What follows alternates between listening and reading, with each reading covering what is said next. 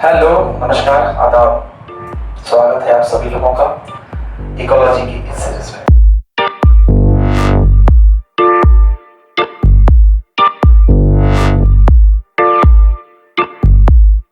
जो हमको पढ़ना है, डिस्कस करना है अभी, वो है समष्टि पारस्परिक क्रियाएं।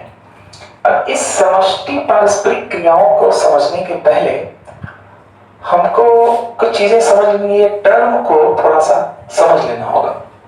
यानी पॉपुलेशन इंटरैक्शन, यानी कि समष्टि किसको कहते हैं या पॉपुलेशन किसको कहते हैं, ये पहले समझ पाएंगे तब हम आगे समझ पाएंगे कि पारस्परिक क्रियाएं क्या होती है। तो समष्टि किसको कहते हैं? आप कह सकते हैं population the study of same species, यानी किसी खास क्षेत्र में एक विशेष प्रकार की प्रजाति या जीव जो पाए जाते हैं उनकी कुल संख्या। ठीक है, एक विशेष समय में, एक विशेष क्षेत्र में एक विशेष प्रजाति जो पाई जाती है उनकी कुल संख्या कहलाती है समष्टि या पॉपुलेशन। मतलब ये कि जीव तो कई प्रकार के, जैसे मान लेते हैं कि भारत का जो गणना होता है तो उसमें हम किस स्पेसीज का की गणना करते हैं? हम मानव का कर लेते हैं। एक ही प्रकार की प्रजाति, एक ही प्रकार की स्पेसीज, मानव का। ठीक है, तो पता चलता है कि भारत में एक निश्चित दिए गए समय में एक निश्चित देश में या राज्य में इतनी संख्या इनकी है। या किसी विशेष जाति का ले लेते हैं, अगर हम उसका गणना कर लेते हैं, या किसी विशेष जानवर का कर लेते हैं कि शेर की कितनी संख्या है, तो क्या हुआ कि एक विशेष प्रकार की जो स्पेसीज है, जाति है, उनकी कुल संख्या किसी क्षेत्र विशेष में, किसी भी क्षेत्र विशेष में कितनी संख्या किसी भी विशेष जाति की है, उन्हीं का वही मिल करके समष्टि का निर्माण करते हैं, यानी पॉपुलेशन का निर्माण करते हैं। कोई वातावरण है, कोई क्षेत्र है, वहां पर कुछ अन्य भी प्रजातियां रहती हों, मान लेते हैं कुछ अन्य प्रजातियां रहती हैं।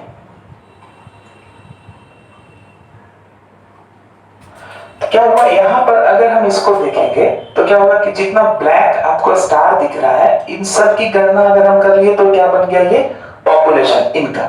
अगर ये ग्रीन कलर में जो ट्रायंगल दिख रहा है, इनकी कुल गणना हम कर रहे हैं तो वो क्या होगा? इनकी कुल पॉपुलेशन, यानी इनका समष्टि। अगर हम इसी की तरह से रेड कलर का जो गोला दिखाई पड़ रहा है, सर्कल, इसकी कुल गणना कर रहे हैं तो ये क्या हो जा रहा है? समष्टि। इनकी कुल समष्टि, इनका पॉपुलेशन, इनका पॉपुलेशन, इनका पॉपुलेशन। इसी में अगर हम क्या करेंगे कि उस क्षेत्र विशेष में उस जाति, उस विशेष प्रजाति, उस विशेष स्पेसीज के अलावा और जो दूसरे प्रकार की स्पेसीज रहते हैं, उनको अगर हम मिला करके उसकी गणना करें, ठीक है, उसको हम कहते हैं कम्युनिटी। इसका मतलब क्या हुआ? इसका मतलब हो गया असेंबलेज ऑफ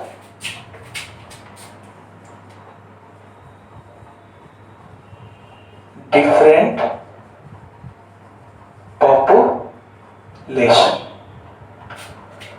कम्युनिटी का मतलब क्या हो गया? Assemblage of different population. मतलब एक क्षेत्र विशेष में विभिन्न प्रकार की जो प्रजातियां हैं, जो जीव हैं, उन सब को मिला करके एक समुदाय का निर्माण होता है। समुदाय या कम्युनिटी का निर्माण होता है। यानी हम ये कह सकते हैं कि एक समुदाय का निर्माण करने के लिए हमें एक के अलावा कम से कम एक और जीव की आवश्यकता पड़ती है। तो ये है पॉपुलेशन और ये हो गया कम्युनिटी, मतलब पूरा ये कम्युनिटी हो गया। अब हमको इसी को देखना है, जैसा कि हम लोगों ने देखा कि एक जैव समुदाय बना, एक कम्युनिटी है जिसमें विभिन्न प्रकार के जीव यहाँ पर निवास कर रहे हैं। अब होता क्या है कि ये जो जीव है, यानी कि ये जो समष्टि है, एक समष्टि है, ये एक समष्टि है, रेड वाला एक समष्टि है, ग्रीन वाला एक समष्टि है और ब्लैक वाला जो है वो एक अलग समष्टि है। तो ये जो समष्टि है वो किसी भी जैव समुदाय में अपना अस्तित्व को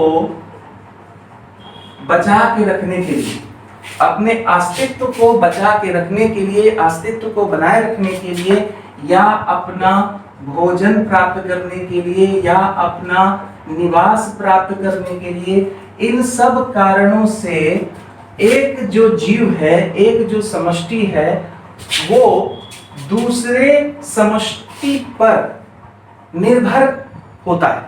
यानी इस समुदाय का एक जो समष्टि है वो दूसरे समष्टि पर, ठीक है, एक समष्टि दूसरे समष्टि पर अपने अस्तित्व को बनाए रखने के लिए, अपना भोजन प्राप्त करने के लिए, अपना निवास स्थान प्राप्त करने के लिए, या वहां पर अपना जीवन बना करके रखने के लिए वो दूसरे पर निर्भर रहता है।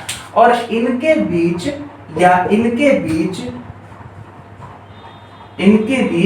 क्या होती है?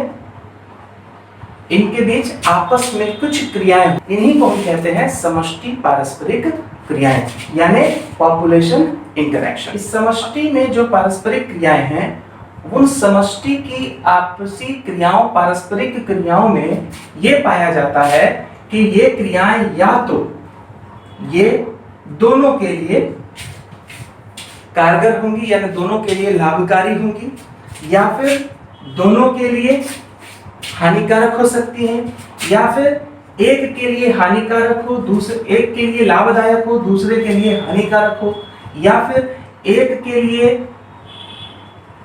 लाभदायक हो, दूसरे के लिए कोई उससे नुकसान न होता हो, या ऐसा भी हो सकता है कि किसी को नुकसान हो रहा हो और अगले को कोई फायदा भी नहीं हो, अगले को कोई प्रभाव भी नहीं पड़ रहा। अब इन आधारों पर, यानी लाभ, हानि और तटस्थता, इन आधारों पर कुछ पारस्परिक, महत्वपूर्ण पारस्परिक क्रियाओं की पहचान की गई है जो विभिन्न प्रतियोगी परीक्षाओं में आता रहता है। अब हम उनका अध्ययन करने का प्रयास करेंगे।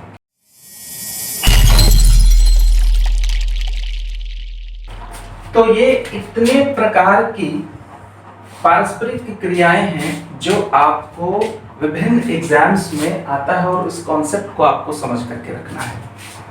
इसमें सहोपकारिता या सहजीविता, यानी इंग्लिश में इसको कहते हैं सिम्बायोसिस या म्यूचुअलिज्म, इसमें दोनों ही जाति को, चाहे एक जीव हो और दूसरा जीव, दोनों के बीच जो पारस्परिक क्रिया हो रही है उससे दोनों को लाभ होता है। उदाहरण कुछ ले सकते हैं यहाँ पर, जैसे पौधे होते हैं, तो पौधों की जड़ों में जो सूक्ष्म जीव पाए जाते हैं, उन सूक्ष्म जीवों के कारण पौधों को पोषक तत्वों की प्राप्ति होती है। यानी पौधों को पोषक तत्वों की प्राप्ति में ये सूक्ष्म जीव सहायक होते हैं, वो उनके लिए लाभदायक होते हैं। दूसरी ओर जो सूक्ष्म जीव हैं वो उन्हीं पौधों से अपना भोजन और पोषण प्राप्त करते हैं। यानी कि यह किस प्रकार की क्रिया हो गई? यह सहोपकारिता या सहजीविता की क्रिया हो गई। जैसे शैवाल और कवच से मिलकर बना हुआ लाइकेन, यह हम इसको इस तरह से भी ले सकते हैं कि आप देखते होंगे कि पशु जो है, जैसे भैंस है, भैंस पर कुछ पक्षी जो है वो उस पर आकर के बैठ जाते हैं। तो होता क्या है कि जो पक्षी हैं वो उस भैंस के ऊपर जो कीड़े हैं, वो कीड़े उससे वो चुन करके वो उसको खाते हैं। इससे उनका भला हो जा रहा है कि पेट भर जा रहा है, और जो भैंस है उसका भला हो जा रहा है कि उसके शरीर से जो ये कीड़े थे वो कीड़े हट गए। तो ये किस प्रकार का हो गया? ये हो गया सहजीविता, स्पर्धा, परजीविता और परभक्षण।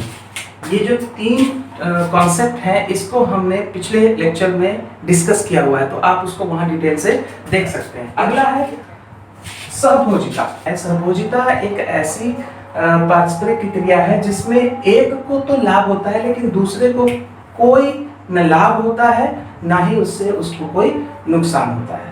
यानी कि वह उस प्रक्रिया से एक जीव को लाभ होता है और एक जीव को उससे कोई प्रभाव नहीं पड़ता है। इसे हम कहते हैं सहभोजिता। सहभोजिता का उदाहरण आपको ले सकते हैं कि जैसे आम का पेड़ है, उस आम के पेड़ पर आर्किड, एक पेड़ पर दूसरा पेड़ उसमें उग जाता है, तो इससे एक को फायदा हो रहा है, यानी एक पेड़ तो विकास कर रहा है, लेकिन दूसरे को उससे न तो फायदा है न ही नुकसान है, वो प्रभावहीन है। इसलिए इस तरह की जो प्रक्रिया होगी उसको हम कहेंगे सहभोजिता या कमेंसलिज्म। अगला है असहभोजिता। असहभोजिता ठीक इसके विपरीत स्थिति होगी। असहभोजिता में क्या होगा कि एक को एक ऐसी क्रिया होगी, एक ऐसी क्रिया जिसमें एक को नुकसान हो रहा है, घाटा है, नुकसान है, उसको हानि हो रही है, और दूसरा जो जीव है उसको ना हानि हो रहा है ना ही लाभ हो रहा है, वो उसका कोई उस पर प्रभाव पड़ ही नहीं रहा है।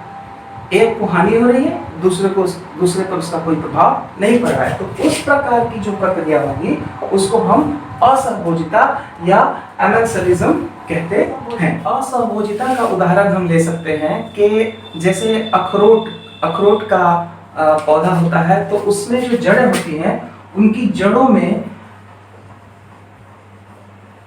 जगलोन नाम का एक केमिकल, ये एक विशेष प्रकार का रसायन अखरोट के पौधे की जो जड़ें होती हैं वो स्रावित करती हैं। इस रसायन के संपर्क में आने वाले जितने पौधे होते हैं या जीव होते हैं वो इससे नष्ट हो जाते हैं, मर जाते हैं। जबकि इससे ये जो क्रिया हुई, इससे अखरोट को कोई न तो फायदा होता है, यानी कि जो आसपास के जो पौधे हैं या जीव हैं जो मर जाते हैं उससे उसको फायदा कुछ नहीं है, न ही नुकसान है, वो निष्प्रभावी है, वो उस पर प्रभाव कुछ नहीं डालता है। असहभोजिता का मतलब क्या हुआ? एक को नुकसान हो रहा है और दूसरे को कोई भी प्रभाव नहीं पड़ रहा है, तो इसको हम कहते हैं असहभोजिता। इसी तरह से और भी प्रकार की क्रियाएं हैं जो इस तरह से होती हैं, लेकिन मोस्टली ये जो 6 प्रकार की क्रियाएं हैं यही आपका ज़्यादा इम्पोर्टेंट है और ये आपको ज़्यादातर आता है, जिसको आपको तैयार करके रखना है। जो बोर्ड की तैयारी करने वाले लड़के हैं वो इनका नोट्स लिख लेंगे, शॉर्ट नोट्स, और जो कंपटीशन का तैयारी करने वाले हैं उनको इसका आपको कॉन्सेप्ट पर आपको कोई भी सवाल आपको दिया जा सकता है। अगर आपको इकोलॉजी की ये सीरीज अच्छी लग रही है, ये लेक्चर आपको अच्छा लग रहा है, आपका कॉन्सेप्ट आपका क्लियर हो रहा है, तो आप प्लीज़ इस वीडियो को ज़रूर लाइक करें और अपने दोस्तों तक पहुंचाएं, ज़्यादा से ज़्यादा सब्सक्राइब करें और बेल आइकन ज़रूर दबा लें। अगले वीडियो में एक नए चैप्टर के साथ, एक नए कॉन्सेप्ट के साथ फिर से मिलते हैं। तब तक के लिए